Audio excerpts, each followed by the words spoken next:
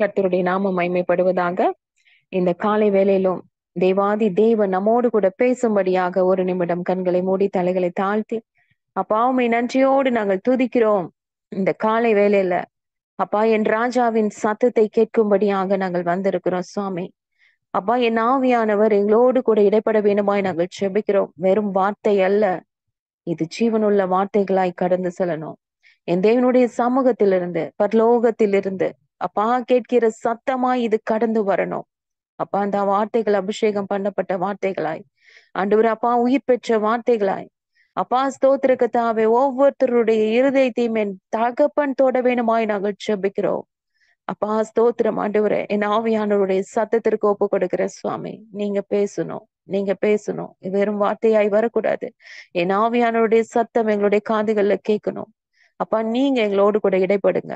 இயேசுவின் நாமத்தில் பிதாவே, ஆமேன், ஆமேன், ஆமேன். வாசிக்கலாமா? யோவான் 10ஆம் அதிகாரம் 10ஆம் வசனம். எல்லாருக்கும் தெரிந்த வசனம். யோவான் 10ஆம் அதிகாரம். திருடவும் கொல்லவும் அழிக்கவும் வருகிறானே அன்றி வேறொன்றுக்கும் வரான். நானோ அவைகளுக்கு ஜீவன் உண்டாயிருக்கவும் அது பரிபூர்ணப்படவும் வந்தேன். ஆமேன், ஆமேன், ஆமேன், ஆமேன். அந்த 2வது பகுதி. அவைகளுக்கு ஜீவன் உண்டாயிருக்கவும் அவைகள் பரிபூர்ணப்படவும் வந்தேன். ஆமேன். ஜீவனோடு இருக்கிற எல்லாரும் ஒரு ஆமேன் சொல்லலாமா? ஆமேன், ஆமென், ஆமென், ஆமேன், ஆமேன், ஆமேன், ஆமேன். நன்றி. தேவனுடைய நாமம் மகிமைப்படுவதாக. தேவாதி தேவன் இந்த காலை வேளையில சொல்றாரு, இந்த உலகத்துல பிறந்த ஒவ்வொரு மனிதனுக்கும் ஜீவனை கொடுப்பது மட்டுமல்ல, அவைகள் பரிபூர்ணம் அடைய செய்யும்படியாகத்தான் நான் இந்த உலகத்துல வந்தேன் அப்படின்னு சொல்லி ஆண்டவர் சொல்றார். இந்த வார்த்தை ஜெப பகுதியிலையும் சிஸ்டர் மூலமா இந்த 7 நாட்கள் உபவாசம் அப்படின்ற அந்த காரியத்துல அப்பா உங்களுடைய ஜீவன் எங்களுக்குள்ள வரணும். அழகாய் ஆண்டவர் உறுதிப்படுத்தினார். அந்த ஜீவன் வரணும், ஆண்டவருடைய ஜீவன் நமக்குள்ள வரணும் அப்படின்னு சொல்லிட்டு. ஆமென். உலகத்துல ஆண்டவர் வரலைன்னா நமக்கு மறுவாழ்வை குறித்த நிச்சயம் இருந்திருக்காது, பாவ மன்னிப்பின் நிச்சயம் இருந்திருக்காது, இல்ல நித்திய ஜீவன் இது எதுவுமே நம்மளுக்கு இருந்திருக்காது. சாத்தானால நேரடியா நம்ம மரணத்தோடைய வாசலுக்கு பாதாளத்துக்கு கொண்டு போகப்பட்டிருப்போம். பாவத்தினாலே மக்கள் அழிந்து கொண்டே இருந்திருப்பாங்க. இல்ல தேவனோடு கூட வாழும் பாக்கியம் நம்மளுக்கு கிடைச்சிருக்காது. 2வது வாய்ப்பே இருந்திருக்காது. நம்ம எல்லாருமே ஒரு மறுவாழ்வு பெற்றவர்கள் தான். உண்மையா செகண்ட் சான்ஸ் தான் ஆண்டவர் கொடுத்திருக்காரு. நம்மளுடைய பாவத்திலே நம்ம இருந்திருந்தோம்னா, அதிலேயே மரித்திருந்தோம்னா, இந்நேரம் என்னைக்கோ ஆமா ஆண்டவர் விட்டு தூரம் போய் நரகத்துக்கு நம்ம போயிருப்போம்னா, ஆண்டவர் இரக்கப்பட்டு கிருபையாய் நம்மளை மன்னித்து மன்னித்து மன்னித்து ஒவ்வொரு நாளும் அந்த மன்னிப்பு நம்மளுக்கு கொடுத்து, ஒவ்வொரு நாளும் செகண்ட் சான்ஸ்ல தான் நம்ம கிருபையாய் நிலை நின்று கொண்டு இருக்கிறோம். ஆமென். ஆண்டவர் இவற்றை எல்லாத்தையும் மாற்றி பாவத்தில் மரித்து இருந்த நம்மை, இல்ல நம்மளுடைய சரீரத்தை, ஆவியை, ஆத்துமாவை உயிர்ப்பித்து தேவனுடைய ராஜ்யத்தில் பங்கடைய செய்யும்படியாகத்தான் ஆண்டவராக இயேசு கிறிஸ்து இந்த பூமியில நம்மை போல மாம்சத்தையும் இரத்தத்தையும் உடையவராகி எல்லா ஜனங்களுடைய பாவத்தையும் தான் ஒருவரை ஏற்றுக்கொண்டவராய், பாவத்துல மரித்தவர்களையும் சரீர பிரகாரமாக மரித்தவர்களையும் உயிரோடு கூட எழுப்பி கொண்டே வந்தார். இல்ல எவீரோட மகளை, நாயின் விதவை மகனை, விதவையுடைய மகன் லாசருவை, இன்னும் எழுதப்படாத அநேகர் இருக்கிறாங்க. நமக்கு ஜீவனை கொடுக்கதான் அவர் ஜீவனை விட்டார்னு சொல்லி நம்ம பார்க்கிறோம். அவர் ஜீவனை கொடுத்ததின் விளைவு இந்த பாவம், அக்கிரமம், நோய், வியாதி, தரித்திரம், பலவீனம் எல்லாவற்றையும் ஆண்டவர் மாற்றினார். ஆண்டவர் பாத்தீங்கன்னா எந்த ஒரு அடக்க ஆராதனை போய் பங்கு பெற்று அந்த ஆராதனை நடத்தி கொடுத்துட்டு வருகிறவராய் காணப்படல. வேதத்துல நீங்க எங்க புரட்டி பார்த்தாலும் அவர் போகிற பக்கம் எல்லாம் ஜீவன் இருந்தது. ஆமேன். அதே ஜீவனுள்ள தேவன் நமக்குள் வாசம் பண்றாரு. அந்த ஜீவன் நமக்குள்ள இருக்கும் பொழுது நம்மளுக்குள்ள இருக்கிறதான மரித்து போன, செத்து போன நிலைமைகள்ல இருக்கிற நம்மளுடைய ஆவி, ஆத்துமா, சரீரம் உயிர் பெற்று எழும்பணும்னு ஆவியானவர் விரும்புறார். அதனாலதான் ஒவ்வொரு நாளும் இந்த ஜெபத்தை குறித்ததான ஆண்டவரோடு கூட தொடர்பு கொள்றதான காரியத்தை ஆண்டவர் நம்மள்ட்ட பேசிட்டே இருக்கார். நம்மளுடைய ஆவியும் அவருடைய ஆவியும் ஒன்றா இணையணும்னு சொல்லி ஆண்டவர் பேசுறார். ஆமென். அப்பதான் அவருடைய சித்தத்தை நம்ம அறிந்தவர்களா இந்த சரீரத்துல செயல்படுத்த முடியும். ஹல்லேலூயா.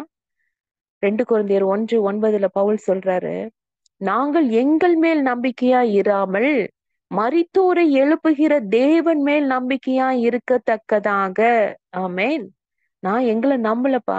நான் எங்கனால ஒண்ணுமே முடியாதுன்னு எங்களுக்கு தெரியும். ஆனா எங்களுடைய நம்பிக்கை எங்க யார் மேல இருக்கு? ஆமா, எப்பேற்பட்ட மரித்த நிலைமையில இருக்கிற மக்களை, ஜனங்களை எழுப்புகிற என் தேவன் மேல நம்பிக்கையாய் இருப்பேன். ஹல்லேலூயா. மரித்தோரை எழுப்புகிற தேவன். யோசித்து பாருங்க, எதற்கு மரித்து போய் காணப்படுகிறோம்ல? பாவத்திற்கு மரித்து, சரீரத்துல மரித்து இருக்கிற நிலைமையில இருக்கிற அத்தனை பேரையும் எழுப்பும்படியாக அந்த ஜீவன் கடந்து வருகிறது. அப்படி நீங்க ஏதேன் தோட்டத்துக்குள்ள அப்படி போங்களேன். இந்த மரித்த நிலை எப்படி வந்தது? ஆதாம ஆண்டவர் படைக்கிறாரு, மனுஷனை மண்ணிலிருந்து உருவாக்குறாரு. ஆதியாகமம் 2ஆம் அதிகாரம் 7ஆம் வசனத்துல அற்புதமான அந்த வார்த்தை திரும்ப திரும்ப திரும்ப படிக்க தூண்டும்படியான அந்த வசனம் பாத்தீங்கன்னா ஆச்சரியமா இருக்கும். தேவனாகிய கர்த்தர் மனுஷனை பூமியின் மண்ணினாலே உருவாக்கி ஜீவ சுவாசத்தை, என்னவா, ஜீவ சுவாசத்தை அவன் நாசியிலே ஊதினார், மனுஷன் ஜீவாத்துமாவானான்.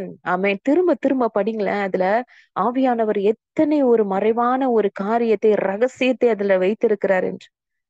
தேவன் தனக்குள்ள இருக்கிற ஜீவனை, ஜீவ சுவாசத்தை மண்ணான மனுஷனுக்குள்ள வைக்க நினைச்சிட்டாரு.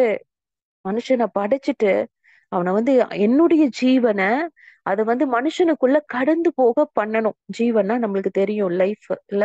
தேவன், அதுக்கு அர்த்தம் என்ன? தேவனை போன்ற ஒரு வாழ்க்கை இல்ல, அவருடைய பரிசுத்தம், அவருடைய சாயல், அவருடைய வல்லமை, அவருடைய அபிஷேகம், அவருடைய குணாதிசயங்கள், அவருடைய எல்லா சுவாபங்கள், அவருடைய ஞானம், அறிவு, மகிமை எல்லாம் தேவனுக்கு எப்படிப்பட்ட காரியங்கள் இருக்கிறதோ அது அப்படியே என் பிள்ளைக்கு டிரான்ஸ்பர் ஆகணும். அவரை போலவே வாழும் வாழ்வுதான் இந்த ஜீவன். எல்லாம் சேர்ந்ததுதான் இந்த ஜீவன். தேவன் நினைக்கிறாரு அவனும் தன்னை போலவே இருக்கணும் அப்படின்னு நினைச்சுதான் அவருக்குள் இருக்கும் ஜீவனை அந்த மண்ணான மனுஷனுக்குள்ள கொண்டு வர நினைத்தவராய் அவர் அந்த இடத்துல வார்த்தையை சொல்லி, மாதாமே நீ எழுந்திரு, ஜீவன் பெற்று அப்படின்னு சொல்லி வார்த்தையை சொல்லி எழுப்பல. யோசித்து பாருங்க, ஒரு ஹெவன்லி டச் கொடுக்கல, தொட்டு அவனை நீ எழுந்துருன்னு சொல்லல. ஆனால் அந்த ஜீவனை அனுப்ப அவரு ஒரு காரியத்தை செய்யறாரு. தனக்குள் உள்ள ஜீவனை ஜீவ சுவாசமாக உள்ளே இருந்து இழுத்து ஆண்டவர் அது எப்படி செஞ்சிருப்பாரு. நம்ம ஒவ்வொரு காரியமும் இந்த வார்த்தைகள் படிக்க படிக்க படிக்க அந்த அப்படியே அந்த காரியங்கள் எப்படி நடந்திருக்கோன்ற இமேஜினேஷனுக்குள்ள ஆவியானவர் கொண்டு போறார். ஆண்டவர் குனிந்து அவனுடைய நாசையில அவருடைய சுவாசத்தை உள்ள இருந்து இழுத்து ஊதிருப்பாரா இல்ல? மனிதனுடைய அந்த நாசையில ஜீவ சுவாசத்தை ஊதுறாரு. ஜீவனை அனுப்ப அவனோடு அவர் அந்த இடத்துல பேசல, அவனை தொடல, ஆனா ஜீவனை ஊதுறாரு. இந்த ஜீவ சுவாசம் ஆதாமுக்குள் கடந்து போனதுனால அவனை ஜீவ ஆத்மாவானான். ஆமென். எல்லாமே ஆண்டவரை போல. அதனாலதான் இன்னும் நம்ம அந்த சுவாசமே இயேசு அப்படின்னு தானே நம்ம சுவாசிக்கிறோம்ல. உள்ள இழுக்கிறதும் வெளியே விடுறதும் இயேசு இயேசு இயேசு இயேசுதான். அநேகர் ஆண்டவர், அதனாலதான் எப்பயுமே நான் சொல்லுவேன், ஆண்டவரை சில பேரு பிரேக்ஃபாஸ்டா யோசிக்கிறாங்க, லஞ்சா யோசிக்கிறாங்க, இல்ல டின்னரா, ஒவ்வொரு நம்மளுடைய விருப்பத்துக்கு ஏற்றபடி. சில பேர் ஸ்நாக்ஸ் மாதிரி தேவைப்பட்டா ஆண்டவர். ஆனா என்னைக்கு நம்மளுடைய சுவாசமாய் அவர் மாறுகிறாரோ, என்னைக்கு அவர் தான் என் மூச்சு காற்றாய் மாறுகிறாரோ, ஏசுன்ற அந்த மூச்சு காற்றுக்கு சொந்தமாய் அவர் மாறுகிறாரோ, அப்பதான் நம்மளுக்குள்ள அந்த அவருக்குள்ள இருந்த ஜீவன் நம்மளுக்கு பரிபூர்ணம் அடைய செய்வார். எத்தனை பேர் ஆமேன் சொல்றீங்க? ஆமேன்.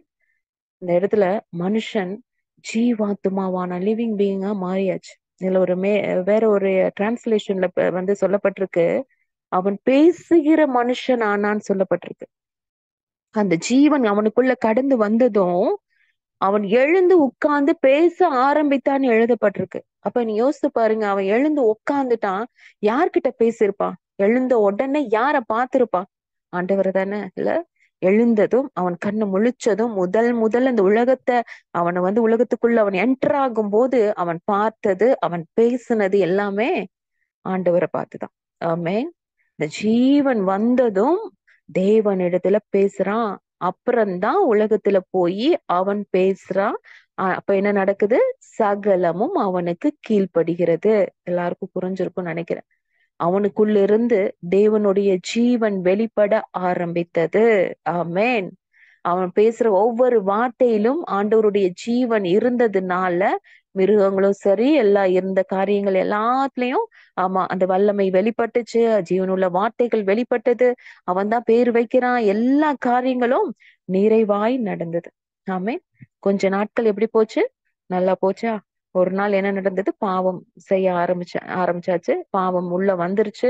அவனுக்குள்ள இருந்த அந்த பாவம் வந்து உள்ள என்ட்ரான உடனே யோசித்து பாருங்க, அந்த அவனுக்குள்ள இருந்த அந்த ஜீவன் என்ன ஆயிருச்சு? வெளியே போயிருச்சு. அந்த ஜீவன் வெளியே போனதுக்கு அப்புறம் உள்ளுக்குள்ள என்ன மட்டும் இருந்திருக்கும்? வெறும் சுவாசம் மட்டும்தான் உள்ள இருக்கு. பாவம் செய்ததினால் இந்த மனுக்குள்ள இந்த ஜீவனை ஏதேன் தோட்டத்திலே இழந்து போயிட்டாங்க. ஜீவனை இழந்து போயிட்டாங்கன்றதன் அர்த்தம் என்ன? தேவனுடைய சாயல் போயிருச்சு. ஆண்டவருடைய மகிமை போயிருச்சு. அவருடைய சுவாபங்கள் போயிருச்சு. அவருடைய குணாதிசயங்கள் போயிருச்சு. அவருடைய ஞானம், அறிவு, புத்தி எல்லாமே என்ன ஆயிருச்சு? இந்த மனுஷனை விட்டு கடந்து போயிருச்சு. ஆமென்.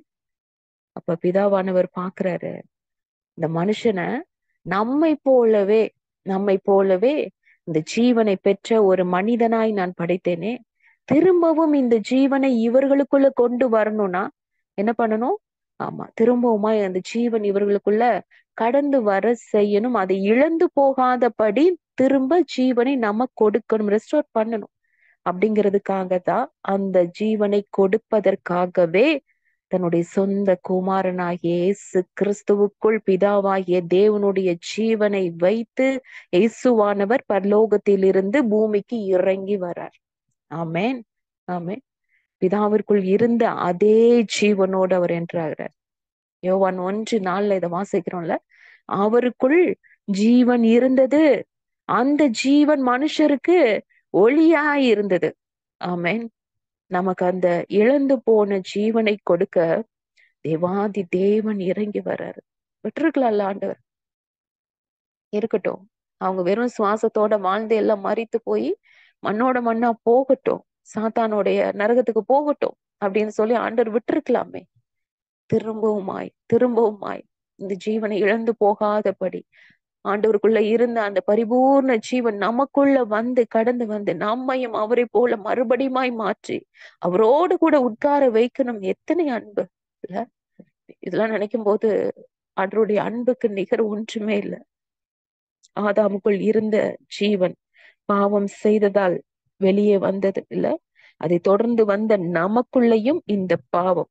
ஆனா அவருக்குள் என்ன இருந்தது? இந்த ஜீவன் இருந்தது. யோசிச்சு பாருங்க, நமக்குள்ள பாவம் இருக்கு, ஆண்டவருக்குள்ள ஜீவன் பெற்றவராய் கடந்து வந்திருக்கிறாரு. இந்த நேரத்துல என்ன நடக்குது?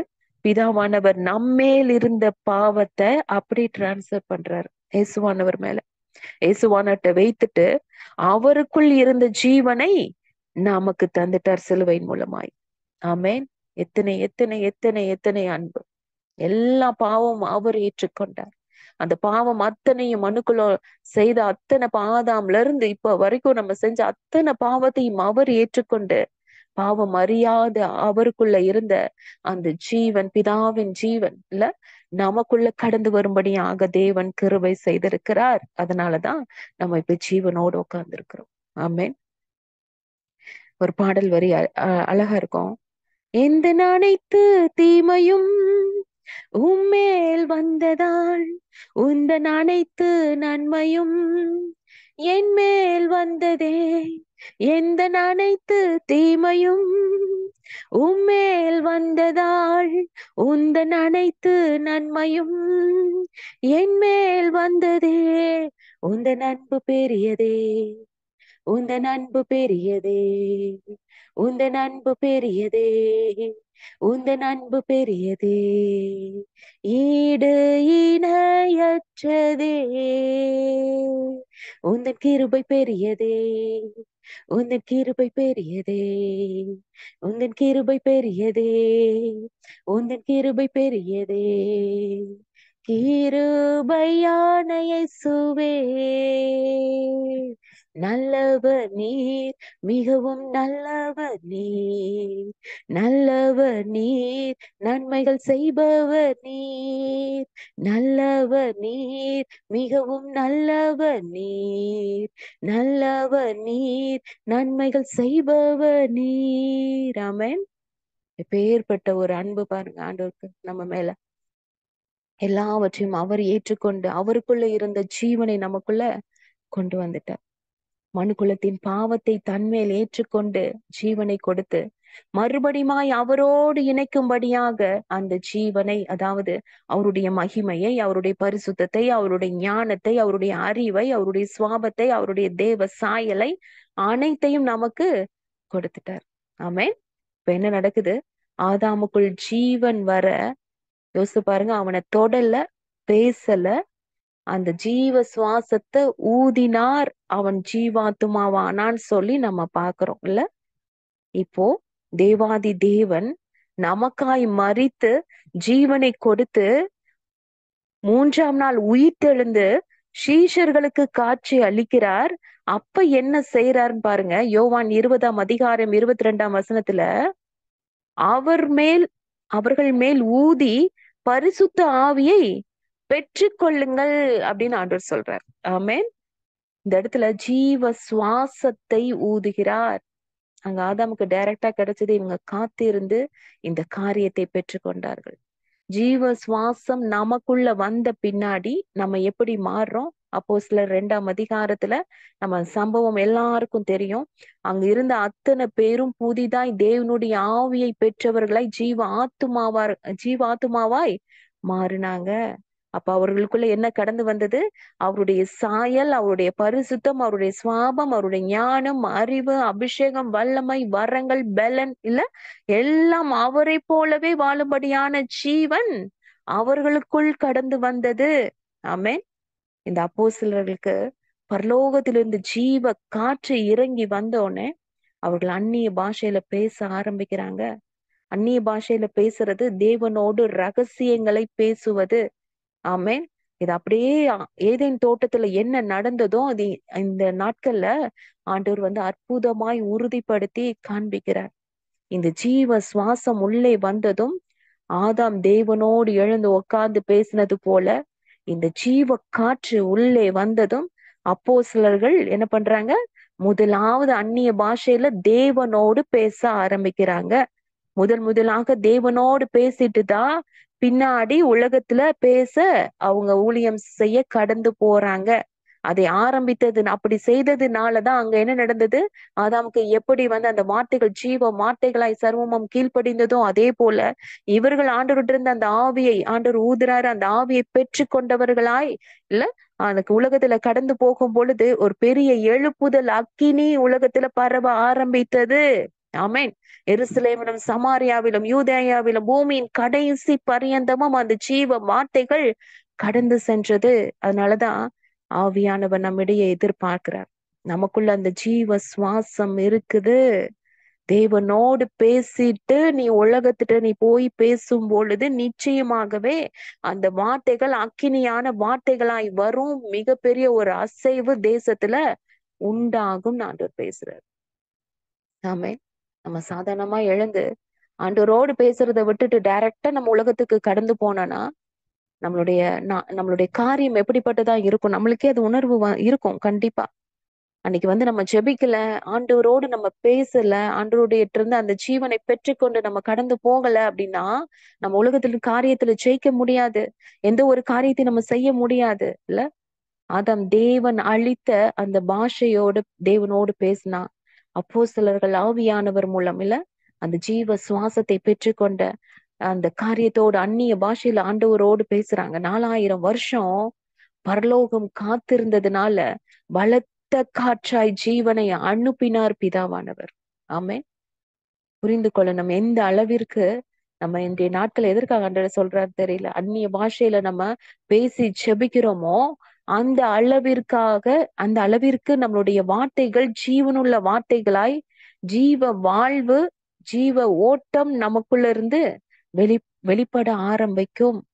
இதை எந்த சக்தியாலும் நிறுத்த முடியாது. அதனாலதான் இந்த கடைசி நாட்கள் ஆவியானவருடைய அபிஷேகம், அந்நிய பாஷை, அவருடைய வல்லமை, வரங்களுக்காக காத்திருந்து நம்ம ஜெபித்து கொண்டிருக்கிறோம். சாதாரணமா நம்ம ஜெபிக்கல, ஆவியானவர் சொல்லாம நம்ம ஜெபிக்கல. இந்த காரியங்கள் எதற்காக நம்ம 9-10 நாட்கள் நம்ம ஆண்டவருடைய சமூகத்துல காத்திருந்தோம். ஆண்டவர் உணர்த்திட்டே இருந்தாரு, இந்த ஜீவன் உனக்குள்ள கடந்து வரணும். அந்த கடந்து வருகிற ஜீவன் பரிபூர்ணம் அடையணும். அவரை போல பரிபூர்ணம் அடையணும்ன்றதுக்காக தான் நீ சுயமா இனி பேசக்கூடாது.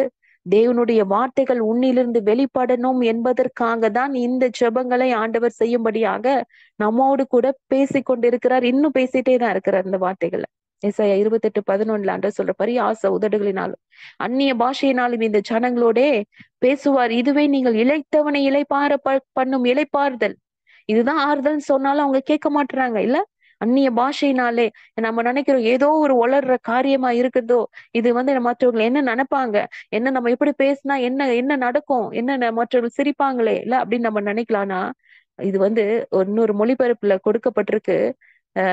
குளறிய பேச்சும் புரியாத மொழியும் கொண்டோர் மூலம் ஆண்டவர் இம்மக்களுக்கு பாடம் கற்பிப்பார்னு தெளிவான ஒரு செந்தமிழ்ல கொடுக்கப்பட்டிருக்கு.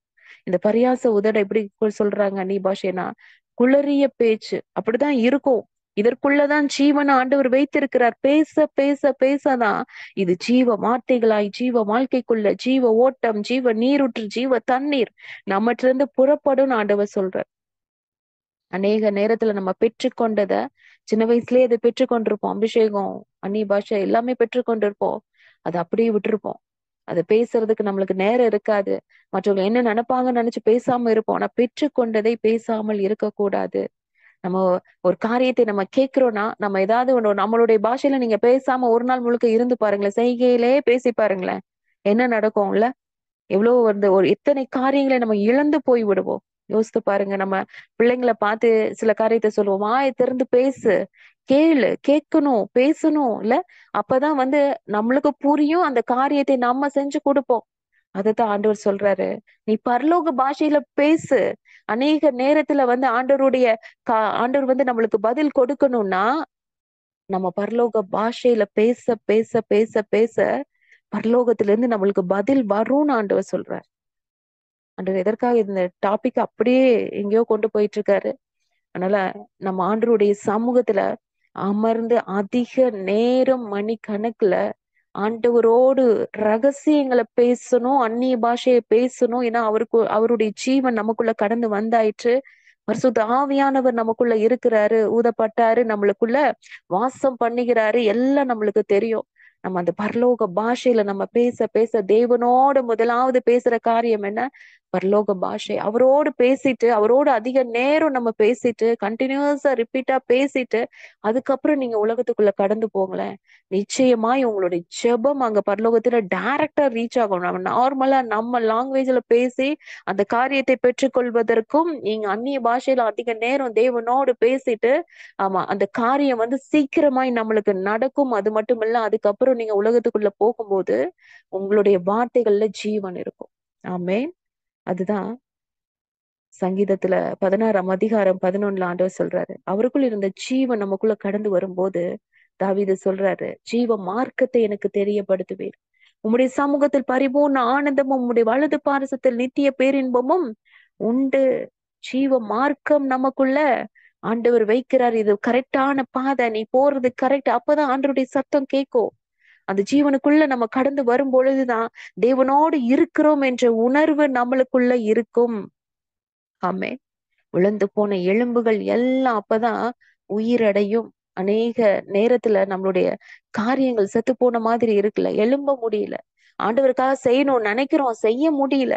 எழும்பி ஜெபம் பண்ண முடியல, ரொம்ப நேரம் மொட்டையில உட்கார முடியல, தேவனோடு உறவாட முடியல, கான்சன்ட்ரேஷன் மாறுது இல்ல. நம்ம பைபிள் படிக்க முடியல, தூக்கம் வருது. ஏன் இதெல்லாம்? தேவனுடைய ஜீவன் நம்மளுக்குள்ள இன்னும் பரிபூர்ணப்படல. இன்றைய நாட்கள்ல கிறிஸ்தவர்கள் ஏன் இவ்வளவு நிர்விசாரமாய் சோம்பேறித்தனமாய் இருக்கிறோம்னா, இன்னும் அந்த ஜீவனை பெற்றுக்கொண்டு இன்னும் நம்ம உயிரடையல. எசேக்கியேல் 37:3 நம்ம வாசிக்கிறோம்ல, அவர் என்னை நோக்கி, மனுபுத்திரனே, இந்த எலும்புகள் உயிரடையுமான்னு சொல்லி கேட்கிறார். ஒரே ஒரு காரியத்தை நான் உங்களோடு கூட ஷேர் பண்ணிட்டு முடிக்கிறேன். 16ஆம் நூற்றாண்டுல வில்லியம் டிண்டேல் அப்படிங்கிறவரு பைபிளை ஆங்கிலத்தில் மொழிபெயர்க்கிறாரு. அதனால இந்த சாதாரண மக்களால் கூட பைபிளை வாசிக்க முடிஞ்சது.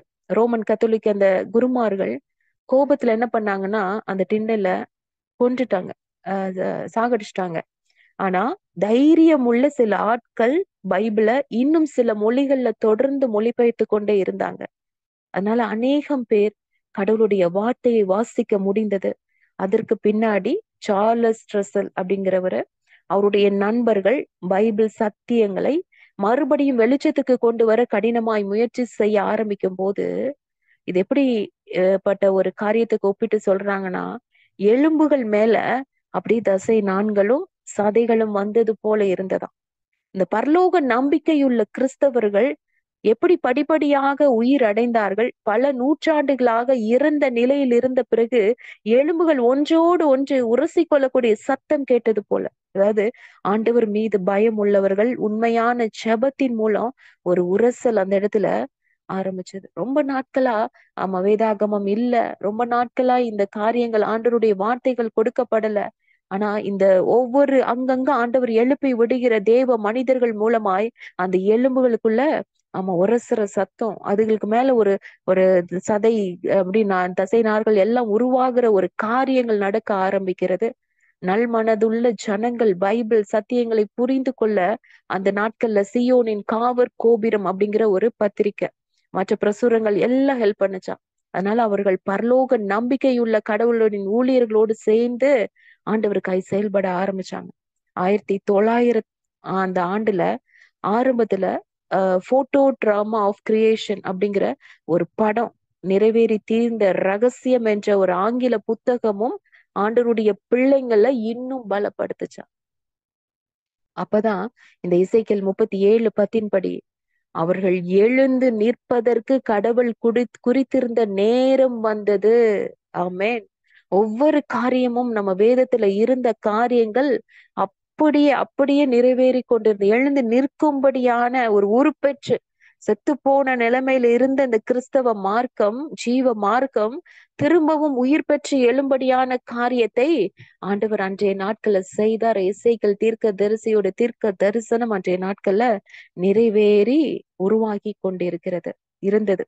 கிமு 537 இருந்து இந்த தரிசனம் நிறைவேறியத பாபிலோனில் இருந்த யூதர்கள் பாக்குறாங்க. சிறையிருப்புல இருந்து ஆண்டவர் விடுதலை செய்து இஸ்ரவேலுக்கு திரும்பி போக அனுமதிக்கிறார். இதன் மூலம்தான் அவர்கள் உயிர் பெற்று எழுந்து நிற்க வைத்தார். ஆமென். 42,360 இஸ்ரவேலர்களும் இஸ்ரவேலர்கள் அல்லாத 7,000 பேரும் பாபிலோன்ல இருந்து இஸ்ரவேலுக்கு கிளம்பி போறாங்க. எருசலேமையும் அதன் ஆலயத்தையும் திரும்ப கட்டி இஸ்ரவேலில குடியிருப்பதற்காக போறாங்க. இதைத்தான் எஸ்ரா 1லயும் 2ஆம் அதிகாரத்திலும் எசேக்கியேல் 37 நம்ம வாசிக்கிறோம். இது நடந்து கிட்டத்தட்ட 70 வருஷங்களுக்கு பின்னாடி சிறையிருப்புல இருந்த இன்னும் சுமார் 1750 பேர் எஸ்ராவோடு சேர்ந்து எருசலேமுக்கு திரும்பி மகிழ்ச்சியோடு போறாங்க. யோசித்து பாருங்க, இன்றைய நாட்கள்ல இதைத்தான் ஆண்டவர் சொல்றாரு. அந்த உழந்து போன எலும்ப பார்த்து தீர்க்க தரிசனம் சொல்லுன்னு எசேக்கியேலுக்கு சொன்ன காரியம் இதுதான். பின் நாட்கள்ல நடக்க போகிற காரியத்தை எசேக்கியேல் தீர்க்க தரிசிக்கு தேவன் காண்பித்து, நான் என் ஆவியை உங்களுக்குள்ள வைப்பேன், நீங்க உயிரடைய போகிற காலம் வரும், நான் உங்களை உங்கள் தேசத்துல வைப்பேன், அப்பொழுது நான் கர்த்தர் என்று அறிந்து கொள்வீர்கள், இதை சொன்னேன், இதை செய்வேன். ஆமென். ஆண்டவர் சொன்னதை நிறைவேற்றினாரா? அன்றைய நாட்களும் நிறைவேறியது. இன்றைய நாட்கள்ல புதிய ஏற்பாட்டுல அப்போஸ்தலர் 2ஆம் அதிகாரத்திலும் நிறைவேறியது.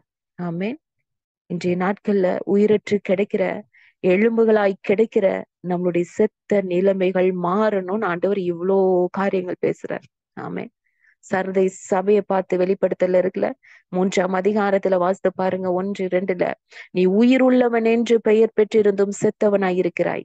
நீ விழித்து கொண்டு சாகிறதுக்கு ஏதுவாய் இருக்கிறவர்களை ஸ்திரப்படுத்து. உன் கிரியைகள் தேவனுக்கு முன் நிறைவுள்ளவைகளாக நான் காணவில்லை. ஆகையால் நீ கேட்டு பெற்றுக்கொண்ட வகையை நினைவு கூர்ந்து அதை கை கொண்டு மன திரும்பு. நீ விழித்திராவிட்டால் திருடனை போல் உன்மேல் வருவேன், நான் உன்மேல் வரும் வேலையை அறியாதிருப்பாய். ஆமென். தேவனிடத்திலிருந்து ஜீவனை பெற்றுக்கொண்டு பரிசுத்த ஆவியானவரை பெற்றுக்கொண்டு அபிஷேகம், வல்லமை, வரங்களை பெற்று தேவனிடத்தில் இருக்கிற சாயல், மகிமை, அவருடைய ஞானம், சுவாபங்கள், குணாதிசயங்கள் எல்லாவற்றையும் நம்ம பெற்றுக்கொண்டு பரிபூர்ணம் அடைய ஆண்டவர் நாட்கள்ல நம்மோடு கூட இடைப்பட்டு கொண்டு இருக்கிறார். ஏனென்றால் அவருடைய வருகை சீக்கிரமாய் வரப்போகிறது. ஜீவன் இல்லாமல், பரிசுத்த ஆவியானவர் இல்லாமல் நம்மளால உயிர் வாழ முடியாது.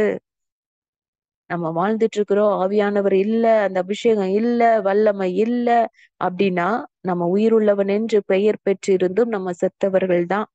வேஸ்ட். நம்ம இந்த உலகத்துல வாழ்ந்து இத்தனை காரியங்கள் நம்ம பண்ற, நம்ம குடும்பத்துக்காக, நம்ம மக்களுக்காக உழைக்கிற காரியங்கள், சேர்த்து வைக்கிற காரியங்கள் எல்லாம் வேஸ்ட்ன்னு ஆண்டவர் சொல்றார். அந்த ஜீவன் கடந்து வரணும். அந்த ஜீவன் நம்மளுக்குள்ள புதுப்பிக்கப்படணும். அது பரிபூர்ணம் அடையணும். பரிசுத்த ஆவியானவர் நம்மளுக்குள்ள வாசம் பண்ணணும். அவருடைய வல்லமை, அபிஷேகத்தை பெற்றுக்கொள்ளணும். அந்நிய பாஷையில முதலாவது தேவனோடு பேசணும், அப்புறம்தான் உலகத்தோடு பேசணும். ஆண்டவர் இதை நம்மள்ட்ட உணர்த்தி கொண்டே இருக்கிறார். அப்பதான் இந்த உலகத்தையும் சாத்தானையும் மாம்சத்தையும் ஜெயிக்க முடியும். ஆவியானவர் சபைகளுக்கு சொல்கிறதை காதுள்ளவன் கேட்க கடவன்.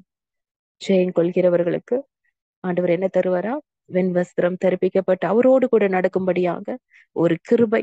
ஜீவ புஸ்தகத்துல அவர்களுடைய நாமத்தை தேவன் கிறுக்கி போடாம இல்ல, பிதா முன்பாகவும் அவருடைய தூதர் முன்பாகவும் அறிக்கை செய்கிற ஒரு பாக்கியம். ஆண்டவரத்துல கேட்கலாமா? ஆண்டவரே, எங்களுக்கு ஜீவனை கொடுக்கவும் பரிபூர்ண படவும் தான் நீங்க இந்த பூமிக்கு வந்தீங்க. அந்த ஜீவன் எங்களுக்குள்ள கடந்து வரணும் சுவாமி.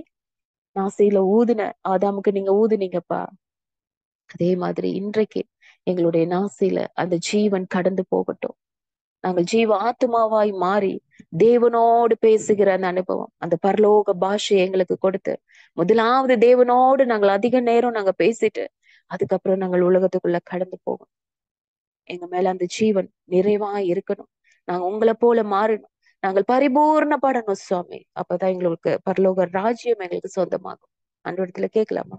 அப்பா உமக்கு நன்றி சுவாமி. சர்வ வல்லமையுள்ள தேவனாகிய கர்த்தரப்பா நீங்க. அப்பா ஸ்தோத்திரம். உம்முடைய ஜீவனை எங்களுக்குள்ள அப்பா வைக்கும்படியாக என் தேவன் ஆண்டவரை இந்த நாட்கள்ல அப்பா எல்லாருக்குள்ளயும் நீங்க பேசிக்கொண்டு இருக்கிறீங்க, நீங்க கிரியை செய்து கொண்டு இருக்கிறீங்க. அப்பா உமக்கு நன்றி. அப்போஸ்தலர்கள் எப்படி ஆண்டவரே உம்முடைய ஜீவனை பெற்றுக்கொண்டு ஜீவ சுவாசத்தை பெற்றுக்கொண்டு அப்பா உமோடு கூட பேசினார்களோ ஆண்டவரே அப்பா ஸ்தோத்திரம். அதற்கு பின்பதாக உலகத்திற்கு செல்லும் பொழுது எத்தனை அபிஷேக வல்லமைகள் கடந்து வந்தது. எழுப்புதல் அக்கினி தேசத்துல கடந்து வந்தது. ஏன் இன்னும் எழுப்புதல் நடக்கல? அப்பா இன்றைய நாட்கள்ல ஏன் ஆண்டவரே அப்பா அந்த அக்கினி இறங்கி வர மாட்டேங்குது? நாங்க பேசினா ஆண்டவரே ஜீவ வார்த்தைகள் வர மாட்டேங்குது என்றால் அந்த ஜீவனை நாங்கள் அப்பா காத்திருந்து பெற்றுக்கொள்ளணும். அதுதான் நீங்க உணர்த்துறீங்க. அப்ப அத்தனை நாட்கள் காத்திருந்து பெந்தேகோஸ்தே நாள்ல அவங்களுக்கு கடந்து வந்தது போல நாங்கள் இந்த காரியத்திற்காக தேவ சமூகத்துல அப்பா அந்த 10 நாட்கள் மட்டும் அல்ல, அனுதினமும் காத்திருந்து காத்திருந்து காத்திருந்து இந்த ஜீவ சுவாசத்தை ஜீவனை நாங்கள் பெற்றுக்கொண்டு அப்பா ஸ்தோத்திர கர்த்தாவே அப்பா ஸ்தோத்திரம் அந்த வல்லமையுள்ள காரியத்தை பெற்றுக்கொண்டு நாங்கள் உயிரோடு கூட எழுந்து அப்பா செத்து போன எங்களுடைய சரீரத்தில் இருக்கிற காரியங்கள் எல்லாவற்றிலும் பாவத்திலிருந்து நாங்கள் எழுந்து சாமி மற்றவர்களோடு கூட நாங்கள் அப்புறம் பேசும் பொழுது நிச்சயமாகவே அந்த வார்த்தைகள் ஜீவனுள்ள வார்த்தைகளா இருக்கும். ஒரு எழுப்புதல் எங்கள் தேசத்துல நடக்கும். அநேகரை எழுப்புவோம் சுவாமி. அதை என் ஆவியானவர் கற்றுக் கொடுத்திருக்கிறீங்க. நாங்க முதலாவது எழும்பணும். ஆண்டவரே செத்து போன நிலைமையில அப்பா இருந்து நாங்கள் எழும்பணும். உம்முடைய ஆவி எங்களுக்குள்ள கடந்து போகணும். நாங்கள் உயிர் பெற்று எழும்பணும். அப்பா நன்றி தகப்பனே, நன்றி நன்றி. அப்பேற்பட்ட கிருபையினால உம்முடைய ஆண்டவரே ஆவி எங்கள் நாசையில ஊத வேணுமாய் நாங்கள் ஜெபிக்கிறோம் சுவாமி. அப்பா இன்றைய நாட்கள் ஒவ்வொருத்தர் மேலும் நீர் ஊத வேணுமாய் நாங்கள் ஜெபிக்கிறோம் சுவாமி. ஜெபிக்கிறோம் அப்பா. நன்றி நன்றி நன்றி. உள்ளத்தின் ஆழத்திலிருந்து ஜெபிக்கிறோம். எல்லாரும் நாங்கள் அந்நிய பாஷையில அப்பா அதிக நேரம் உம்மோடு கூட பேசணும். பேச பேச பேச எங்களுக்குள்ள அந்த ஜீவன் பரிபூர்ணப்படும். ஆண்டவரே அப்பா ஸ்தோத்திரம். உம்மோடு பேசிட்டு அப்பா ஸ்தோத்திரம் உலகத்தோடு பேசும்படியான கிருபை கிருபை கிருபை கிருபை நீர் கொடுப்பீராக. அப்பா ஸ்தோத்திர கர்த்தாவே ஜீவ நீரூற்று அப்பதான் எங்கள்ட்ட இருந்து வரும் சுவாமி. எங்களுடைய வாழ்க்கை ஒரு ஜீவ ஓட்டமா இருக்கும், ஜீவ மார்க்கமா இருக்கும். ஆண்டவர் அப்பா ஸ்தோத்திர கர்த்தாவே ஜீவ வார்த்தைகள் எங்களுக்கு புறப்படும். ஜீவனுள்ள தேவனுடைய வாழ்வு எங்களுக்குள்ள பரிபூர்ணப்படும். நன்றியோடு நாங்கள் துதிக்கிறோம் சுவாமி. அப்பா அத்தனை பேரையும் உடைய கரங்களை அர்ப்பணித்து செபிக்கிறேன். அப்பா ஸ்தோத்திரம். உடைய ஜீவன் கடந்து வருவதாக, உம்முடைய ஜீவன் கடந்து வருவதாக, அது பரிபூர்ணம் அடைவதாக. நன்றியோடு நாங்கள் துதிக்கிறோம். உம்மை போல நாங்கள் வாழ, உம்மை போல இந்த உலகத்துல வாழ கிருபை தாங்கப்பா. பரிசுத்த ஆவியானவர் அப்பா எங்களை ஆண்டவரே உம்முடைய பாதையில நடத்துங்க. எங்களை அபிஷேகத்தினால, வல்லமையினால, வரங்களினால நிரப்பி அனுப்புங்க சுவாமி. நன்றியோடு நாங்கள் துதிக்கிறோம். நன்றியோடு துதிக்கிறோம். ஆசீர்வத்து காத்துக்கொள்ளுங்க சுவாமி இந்த நாள் முழுவதும்.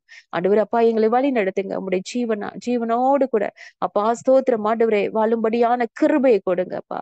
வெறும் சுவாசமா இருக்கக்கூடாது. வெறும் சுவாசமா தான் நாங்க இத்தனை நாள் வாழ்ந்துட்டு இருக்கிறோம்ப்பா. ஆண்டவரே அப்பா உம்முடைய ஜீவனோடு நாங்கள் ஆண்டவரை கலந்து நாங்கள் வாழும் பொழுது ஜீவ ஆத்துமாவாய் ஆண்டவரோடு கூட இணைகிற அந்த அனுபவத்தோடு இருக்கும் பொழுது அப்பா நிச்சயமாகவே நாங்க அந்த உலகத்தை ஜெயிப்போம். நன்றி தகப்பனே. எந்த ஒரு காரியத்தை நினைச்சு பயப்பட மாட்டோம். ஆண்டவர் அவிசுவாசம் எங்களுக்குள்ள வராது. சாத்தா எங்களை தொட முடியாது சுவாமி. அப்பா நன்றி ஆண்டவரே. நன்றியோடு நாங்கள் துதிக்கிறோம் சுவாமி. நன்றி அப்பா. ஸ்தோத்திரம் ஆராதனை மகிமைப்பட்டதற்காய் நன்றி. ஜெப நேரத்துல எங்களோடு கூட இருந்ததற்காய் நன்றி. உடைய வார்த்தை என்ற மன்னாவை கொடுத்து எங்களை உயிர் பெற செய்ததற்காய் நன்றி அப்பா. ஸ்தோத்திரம் ஸ்தோத்திரம். நாங்கள் உயிர் பெற்று அப்பா வெறும் எலும்புகளாய் கிடந்த நாங்கள் உயிரோடு கூட எழுந்து சேனைகளாய் நிற்கணும். என் தேவனுக்காய் தேசம் எங்கும் செல்லணும். என் தேவனுடைய ராஜ்யத்தை இந்த பூமியில நாங்கள் எழுப்பணும். நன்றியோடு துதிக்கிறோம். அப்ப ஏற்பட்ட ஜீவனை எங்களுக்குள்ள கடந்து போக பண்ணுங்கப்பா. நன்றி நன்றி நன்றி நன்றி. என் ஆவியானவருக்கு நன்றி. என் ஆவியானவர் என் ஆவியானவர் என் ஆவியானவர் எங்களை உருவாக்குங்க. உம்மை போல மாற்றுங்கப்பா. எல்லா துதியும் கனமும் மகிமையும் ஒருவருக்கு இயேசுவின் நாமத்தில் ஜெபிக்கிறோம் ஜீவனுள்ள நல்ல பிதாவே. ஆமென் ஆமென் ஆமென் ஆமென். சேர்ந்து சொல்வோம். என் ஆத்துமாவே கர்த்தரை ஸ்தோத்திரி. என் முழு உள்ளமே பரிசுத்த நாமத்தை ஸ்தோத்திரி. என் ஆத்துமாவே கர்த்தரை ஸ்தோத்திரி. கர்த்தர் செய்த சகல உபகாரங்களை மறவாதே. ஆமென் ஆமென்.